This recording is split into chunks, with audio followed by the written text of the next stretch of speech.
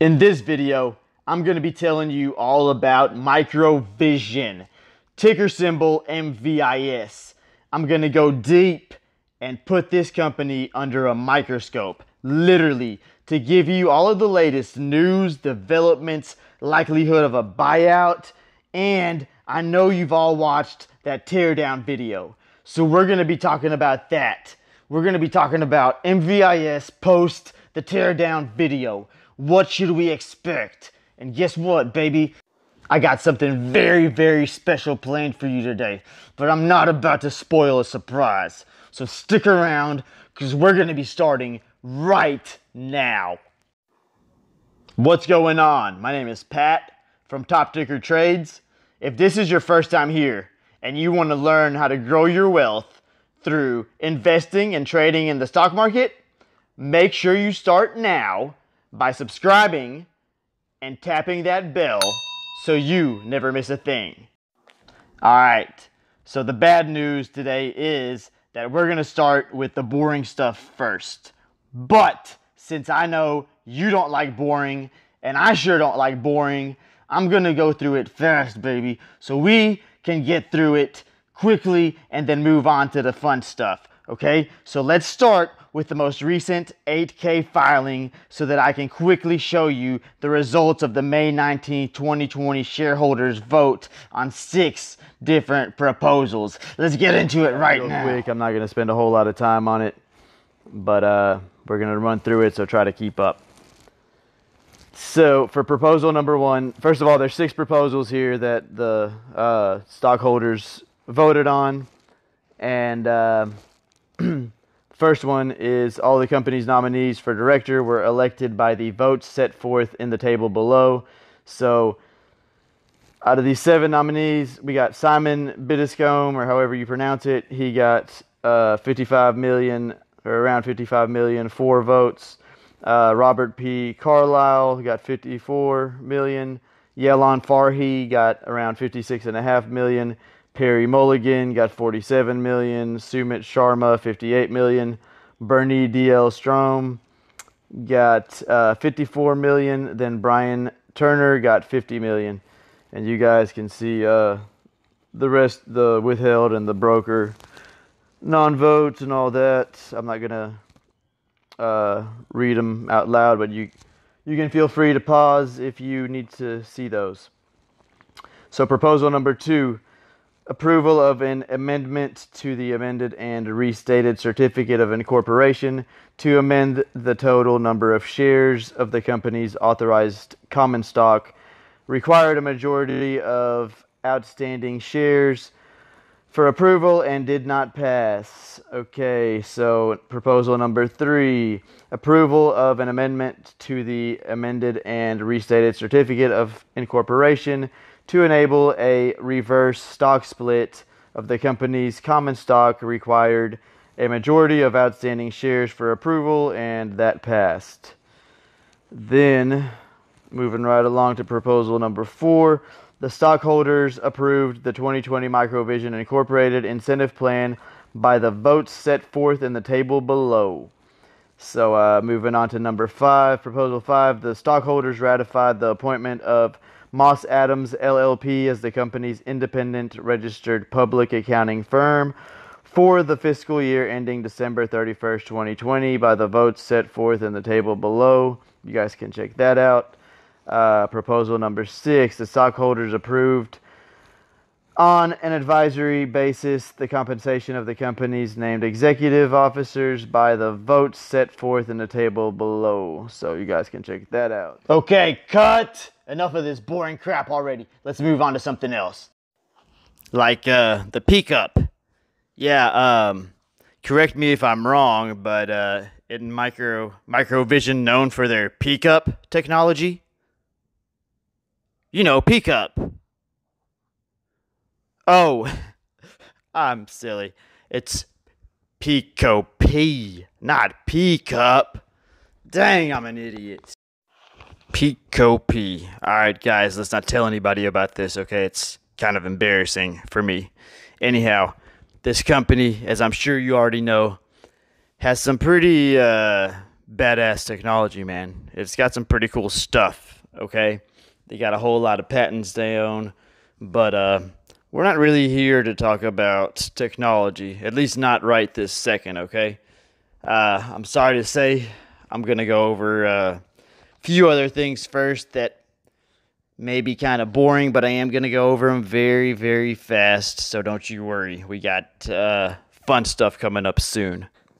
And I apologize for doing this to you guys. I really do, but I feel like, we should be more productive or something. So let's go over a couple of more recent events, or not so much really recent events, but a couple of more things that you should know about the company. So we did receive a little bit of good news on, I believe it was it was the 26th of May, okay, 2020. And I think the company actually announced it on the 27th of May. But guess what, guys? Do you remember the deficiency notice that Microvision received from NASDAQ because of the market value listing requirement? Well, guess what? That's been taken care of, okay? That's no longer an issue, so that's been closed. So what do we need to worry about? Let's look at that. Okay, so what we still have left to worry about currently is another deficiency notice, all right? MVIS is currently not in compliance with the $1 minimum per share bid price requirement for continued listing on the NASDAQ global market, okay? So what does the company have to do in order to regain compliance? Well, they have to, the value of their shares has to be $1 or above for 10 consecutive days, and they have to close, at that dollar level or above for 10 consecutive days in order for them to regain compliance, okay, and stay listed on NASDAQ. So the date that they have to regain compliance by is actually August 24th, 2020, okay? So they still have a little bit of time.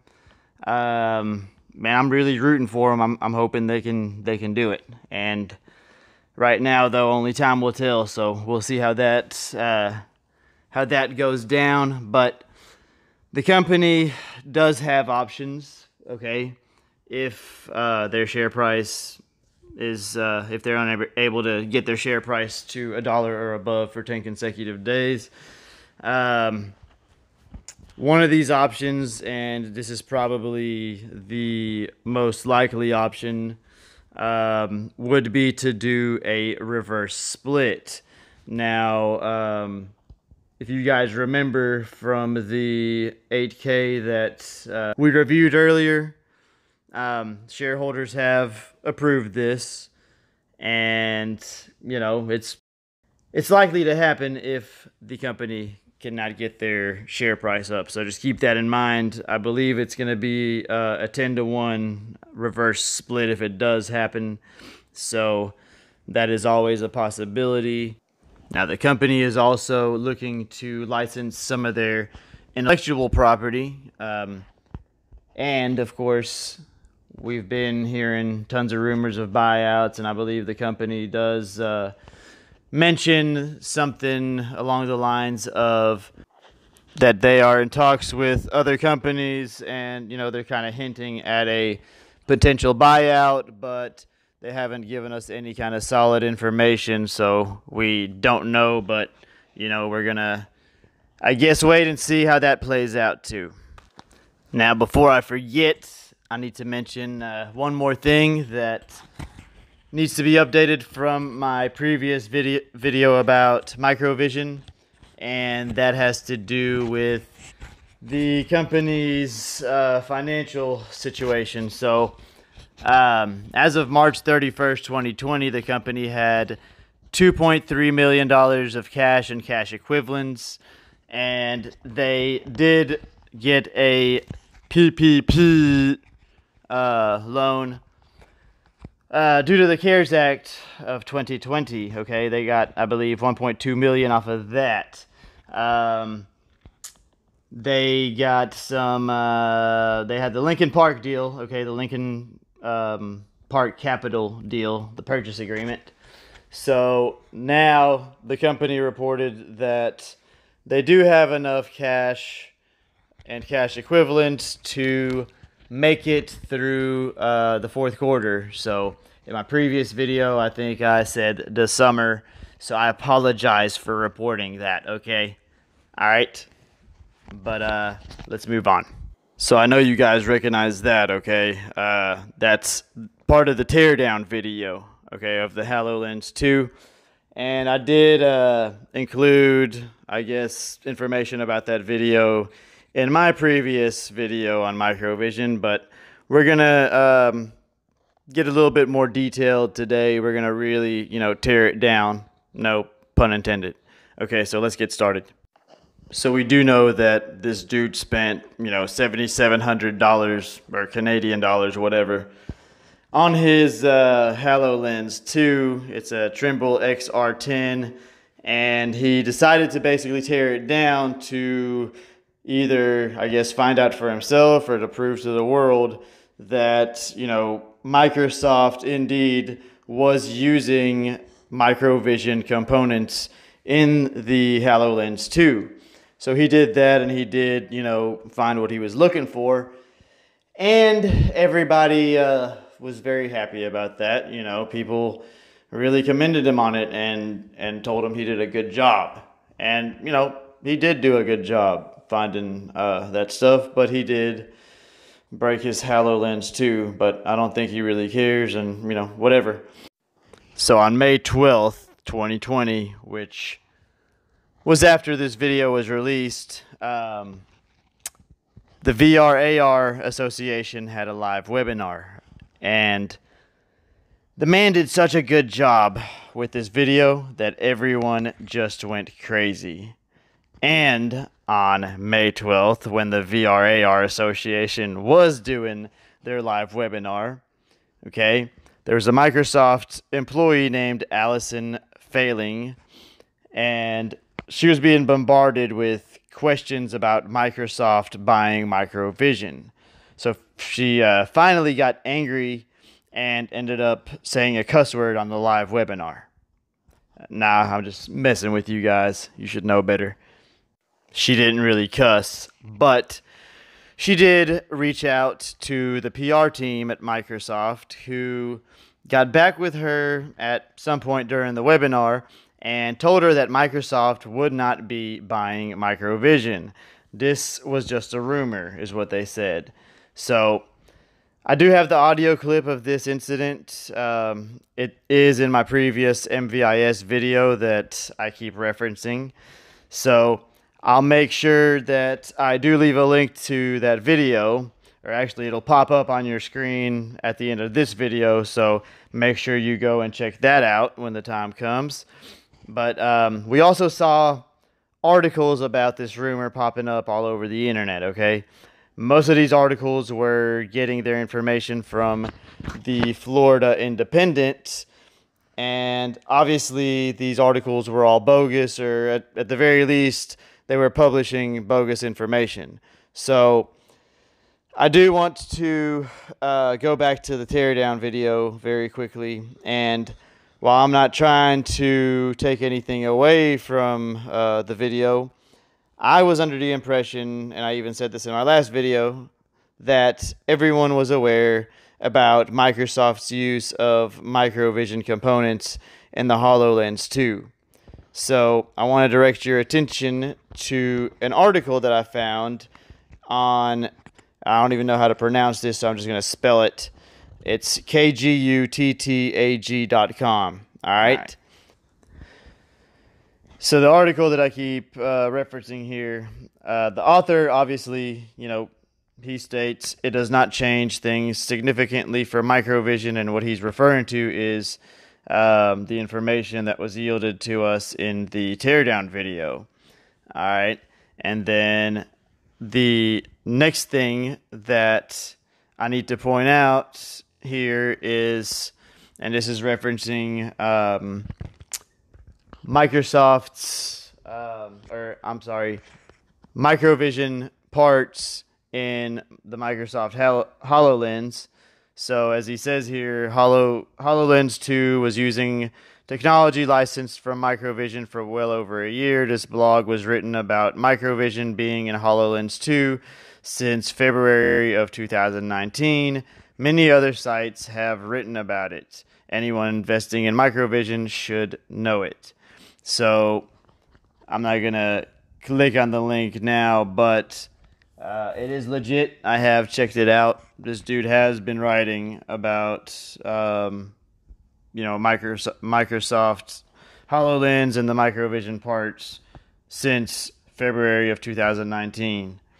So why the teardown video was such a surprise to everyone, I don't know. But what it lets me know is that you guys aren't doing your due diligence, okay? Because as much hype as there is online about MVIS, and believe me when I say there's a lot, and I know that any of you that are currently holding MVIS shares are aware of this, because, Reddit and Yahoo Finance, all those places are just, popping with investors, or shareholders, should I say, of Microvision stock that are basically telling stories and talking about rumors. But what I want to know is, why isn't everyone doing their homework? Huh? Why? It would save you time, money, stress, whatever. Anyhow, don't get mad at me. I'm just, making a valid point here. So, the next thing that I would like to point out is that this dude also comes from, and this information also comes from the same article, and it actually makes a lot of sense. And this dude is the one who, let's see here.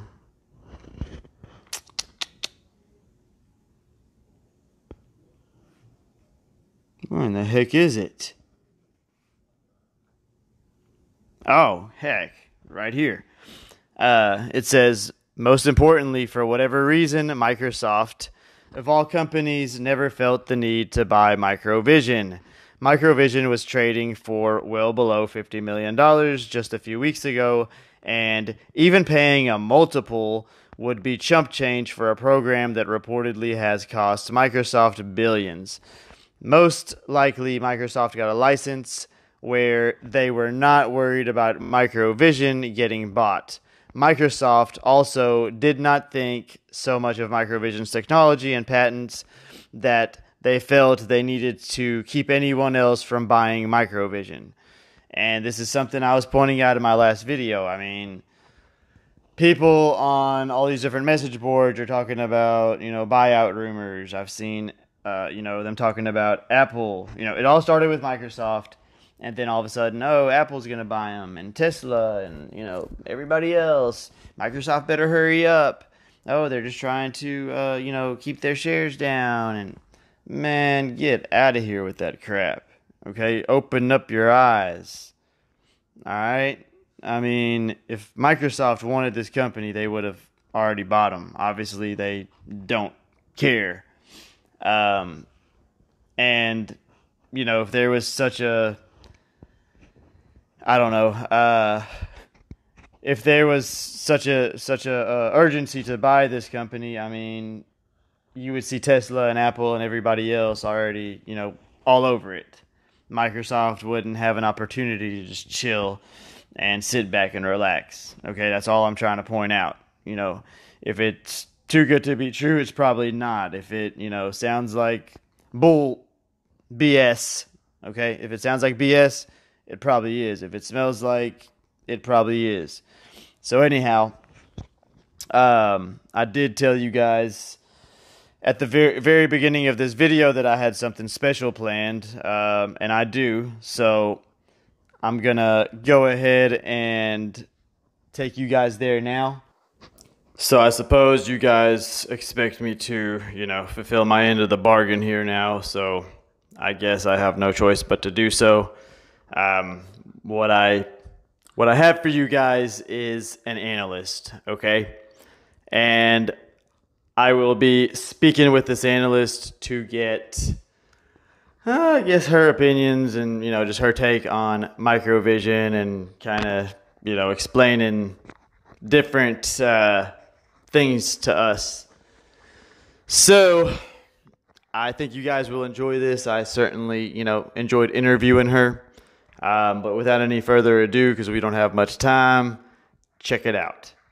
Tell us a little bit about Microvision, the company, like your opinion of Microvision, and if you see it as a sound investment or more of a speculative play, and then tell us why.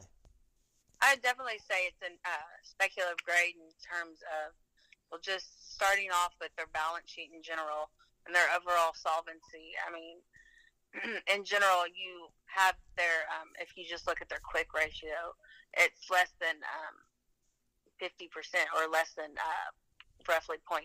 And so you don't even have your you don't have your cash covering your immediate liabilities. So you're looking at having to have your cash flow or even your current cash on hand not ready to cover your immediate liabilities. So they aren't able to cover what's coming on hand immediately. Oh, wow. On top of that, one of their actual revenue that they're recording is not revenue that's coming in currently. It's part of when you're looking at GAAP or IFRS. There's something called revenue recognition. Mm-hmm. They actually collected on their contract for their product back in December of 2017 for roughly, the contract was for, I believe, 14.1 or 14.2 million. So they are recognizing that revenue over a certain period of time. That revenue just for the first quarter was roughly 1.2 or 1.3 million out of a total of 1.4. So you're not even seeing actual revenue coming in the door. So just looking at their income statement, you're really not even seeing money come in the door. On top of that, if you look at their actual cash flow statements, they're not generating any actual operating cash flow. In fact, they actually have negative operating cash flow of 5.4 million in just the first quarter of 2020. So that means you're seeing like 5.4 million go out the door. So the only way they're actually even funding themselves at this time is through stock issuance, loans. They actually collected on the PicoP loan during the first quarter in the amount of, I think, around 1.2 million. So they're supporting their cash flow and their cash needs with just loans, issuance of stock.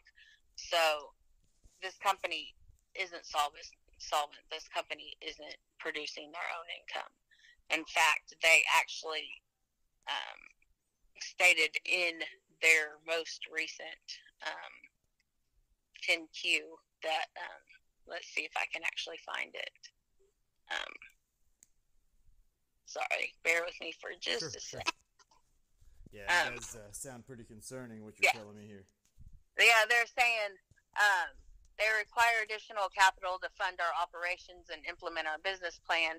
If we do not obtain additional capital, we may be required to curtail our operations substantially. Raising additional capital is going to dilute our current shareholder shares. So they're basically saying that they will dilute the value of their current shareholders' shares. Exactly, So yeah.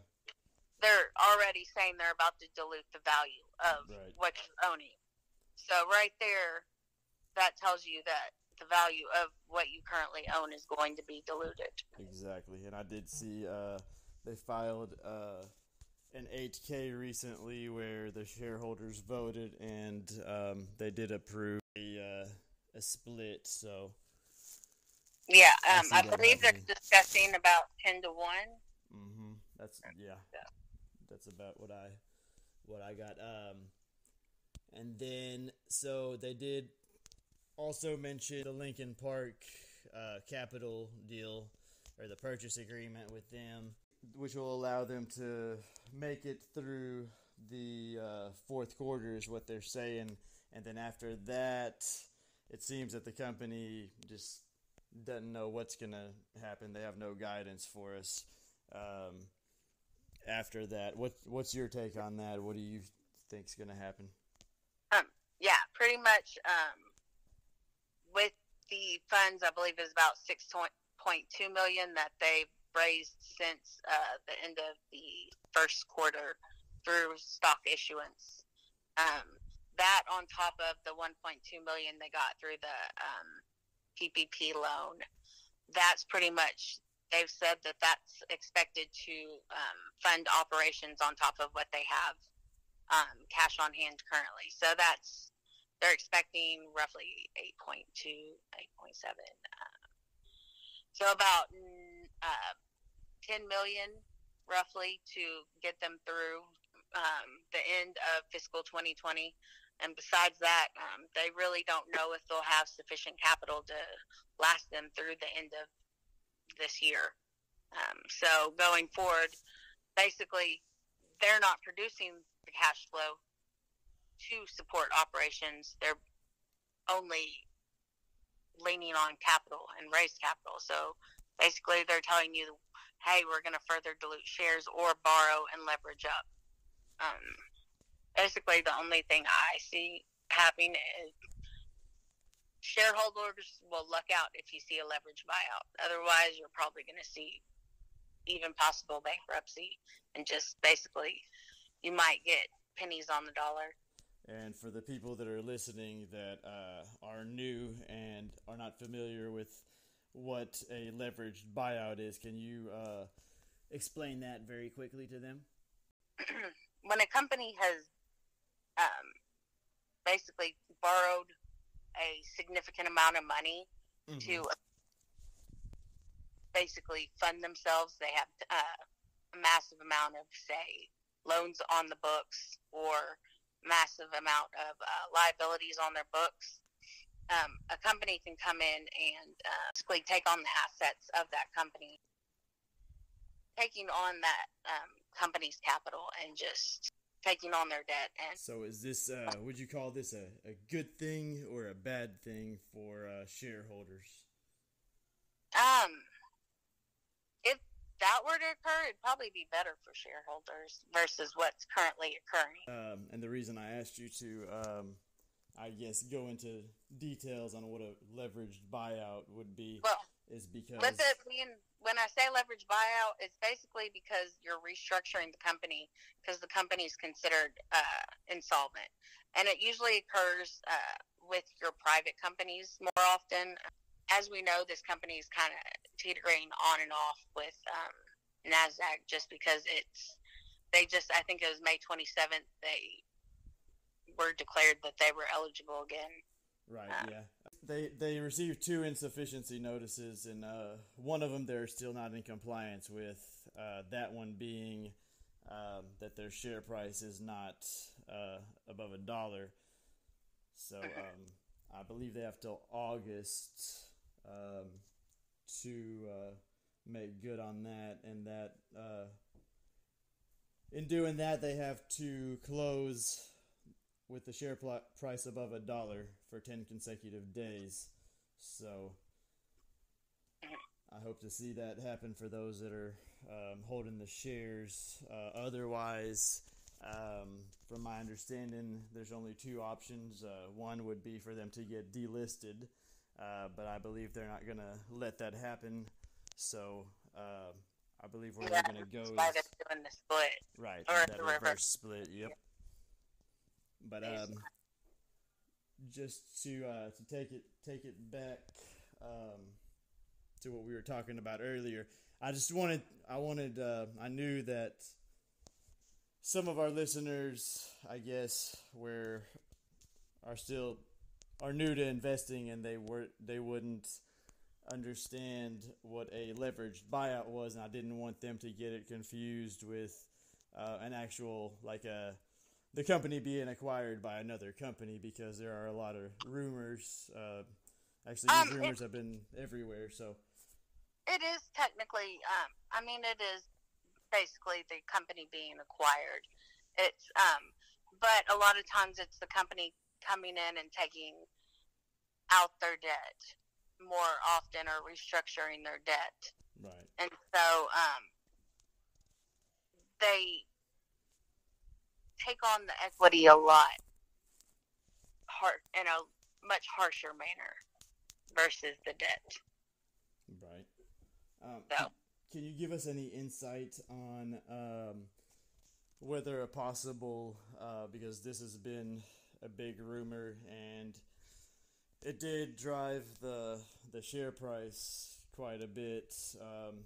The volume was even insane. I think there were like over 500 million shares traded at least one day, just from what I saw.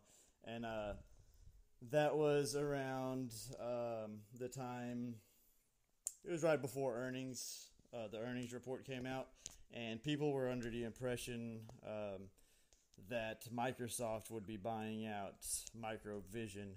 Now, obviously, that date has passed. I saw several articles that were suggesting, not only suggesting, but one specific article that I can recall that came out from, it was a blog from a group in Florida that actually gave a date on when a buyout would occur, which ended up, the date passed, obviously, and nothing happened. But people, are still optimistic, and they're very, I guess, hopeful that a buyout will occur. So there are obviously rumors that Microsoft will buy them out. What's your take on that? Do you think it's in Microsoft's best interest to buy this company, or it would be, in reality, to step in, it'd be chump change for Microsoft. It would, but it doesn't really seem to fit into their niche as well. It's not really something that they have even communicated they're exploring as much. They, as a matter of fact, and can I stop you right there to ask before I forget? So when this has been brought up, common sense would tell you that, of course, the company will communicate that they are interested in purchasing another company. But when this is brought up to shareholders, people are making excuses and saying that basically these companies are being secretive about it. Would there be any reason for a company like Microsoft to keep this acquisition secret? Like, would it benefit them in any way, or would it benefit Microvision in any way on keeping this a secret? Are you aware of anything like that? I don't think it would benefit Microvision as much as it would benefit Microsoft in terms of avoiding a bidding war. I see. But as far as Microvision, no, because they would want a bidding war more, right? Because they would want more money. So. And I've also been seeing that there are rumors that, pretty much exactly, what you're saying, that Microsoft is trying to keep this quiet. They want the share price to drop so that they can acquire the company at a much cheaper rate. So is this kind of, I guess, how you see things, pretty much? Yeah, for me, it's kind of hard to see any company really wanting to come in and take this on at the moment, just because, one, the company has accumulated losses of almost $580 million since inception. So they've not managed to create a profit. On top of that, they accumulated a loss of $5 million just in the first quarter of this year. So that's, I mean, they're basically a financial drain at this point. Right. So what company is going to want to come in and take on this unless they already have plans to be able to integrate it almost immediately into some form of their product? And so with this product currently, it's just, one, you have to think about technology. Technology is constantly developing, and they don't have the funds to constantly inject it into the research and development anymore. And so they are scrambling for these funds, but at what point could they fall behind on research and development? And if they do, that means their product and their technology is going to fall behind. And so at that point, what company would even want to acquire them? Because the product isn't in line with what anybody would want, because all the companies that would want to use this are innovative. Really, the closest that might not would, in my opinion, be something like a Lockheed Martin. All right, ladies and gentlemen, I apologize deeply for cutting this off at such an important part where she mentions that Lockheed may be interested, or in her opinion would be someone that may want to buy out MVIS.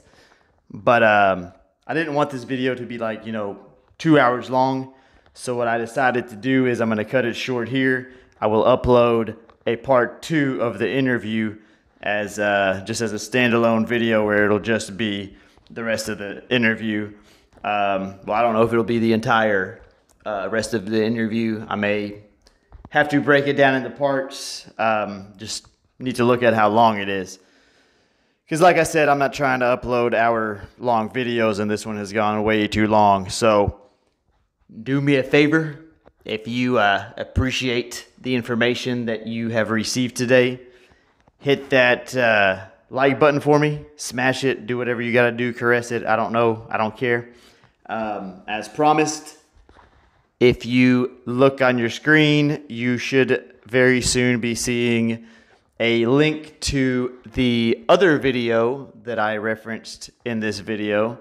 I will also link the part 2 of the interview, so maybe by the time you're watching this, it's already up. And whatever other parts that it's split up into, I will make sure everything's all linked together. So that's all I have for you today, ladies and gentlemen. Again, smash that like button if you like the information that you have received here. If you are not currently a subscriber, make sure you subscribe so you never miss another video. And I will see you guys in the next video.